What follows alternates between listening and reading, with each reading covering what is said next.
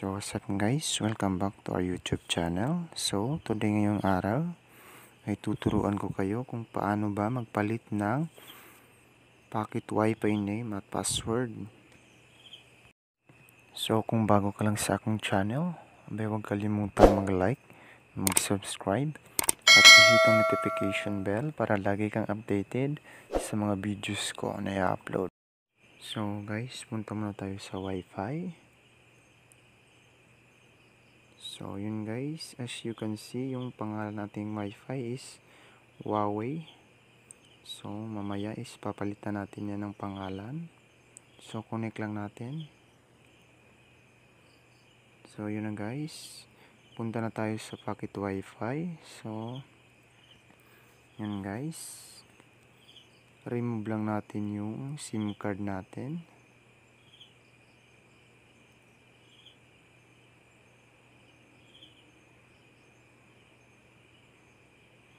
So yun guys, tapos balik natin yung battery, tapos on natin ulit.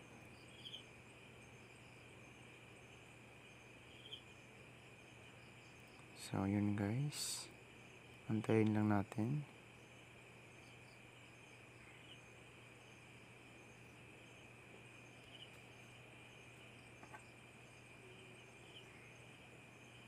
So yun guys, punta tayo sa Android.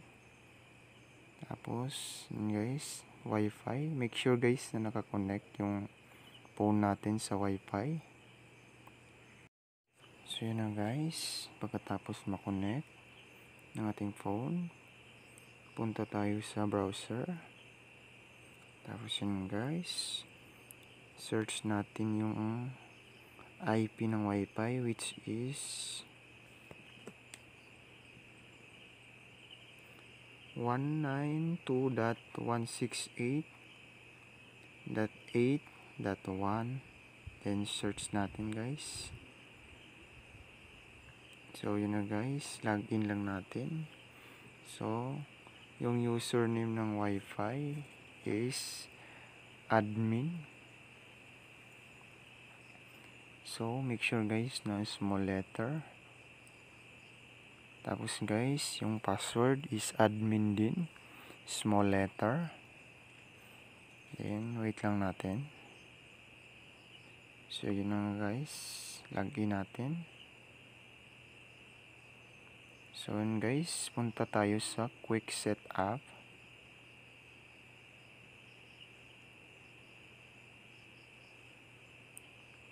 So yun na guys, click natin yung next.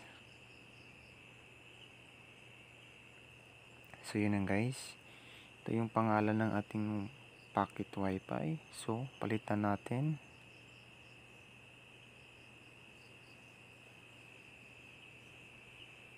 So kahit anong pangalan.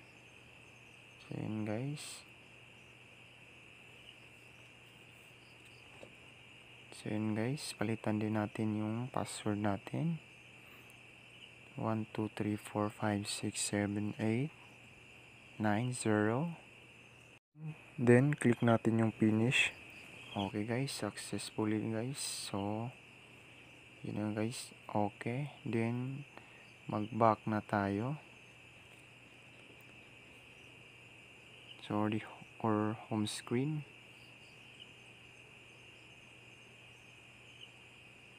So yun na guys.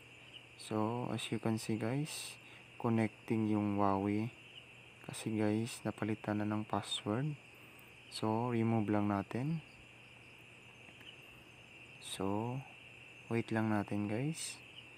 So as you can see guys, yan na po yung bagong pangalan ng ating wifi. So connect lang natin. So yun guys, connected na guys. So maraming salamat sa panonood. So kung nagustuhan mo yung video natin, please like, share, and subscribe, and hit the notification bell, and comment lang kayo guys kung anong gusto nyong tutorial.